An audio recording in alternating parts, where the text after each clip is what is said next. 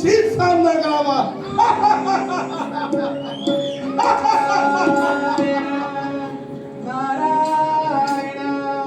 यावे यावे नारदा यावे, या तारकासुराचा प्रणाम स्वीकारा. सुरेश्वरा, तुझे कल्याण असो. दैत्य सम्राटा, तुझे विकट हास्य पाहून मी जरा क्षणभर आश्चर्यचकित झालो आहे.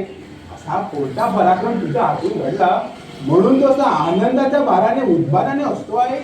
नारदा, मला सगळीकडे अमरावतीत दिसत आहे. नारायण नारायण, म्हणजे मी काही समजलो नाही. नारदा, समजणं साहजिकच आहे. त्या इंद्राला म्हणजे वैकुंठावर स्वारी करण्याचा तुझा विचार आहे.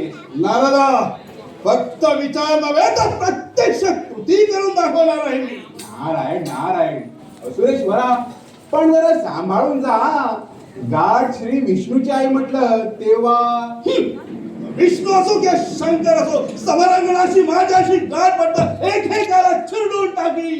जसा त्या इंद्राला नेस्ताना पुत्र, तसे या दोघांनाही सिंहासनावर पळवून लावी. दैत्य सम्राटा, असा अहंकाराच्या आरी जाऊन तू श्री विष्णू आणि भगवान शंकराची विषाची परीक्षा पाहू नकोस.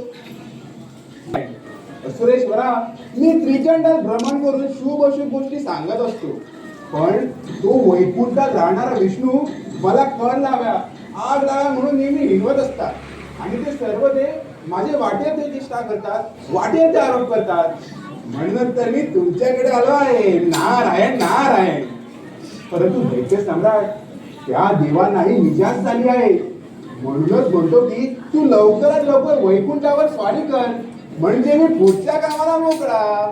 शाबास शाबास नारदा, मी तुझ्यावर खुश आहे. तुझी प्रशंसा करायला माझ्याजवळ शब्द अपुरे पडतात. दैत्य सम्राटा, एवढं तुझं माझ्यावरती प्रेम. नारायण नारायण. पण त्याचं काय दैत्य सम्राट? सांगा सांगा नारदा, असं उराशी संकोच न बाळगता स्पष्टपणे बोला. सुरेश्वरा, मला वाटतं की आता या घडीला विलंब करून काही उपयोग नाही. चांगलंच खडसावून सांगते विष्णूला. नारदा, तू सांगितल्याप्रमाणेच करतो.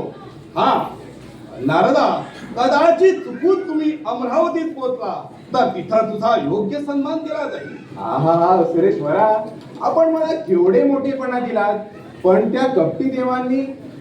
नारदा, ते देव मोठे कपटी आणि धूर्त आहेत, त्यांची थोडेपणा तू माझ्या समोर घालू. बरं सुरेश्वरा, आता येतो मी. हा, पण सांगितलेलं लक्षात ठेवा. नारायण नारायण. बस एकदा का त्या विष्णूचा पराभव केला तर अखंड त्रिभुवनात सार्वभौम राजा हीच. मग बोलला तो शंकर.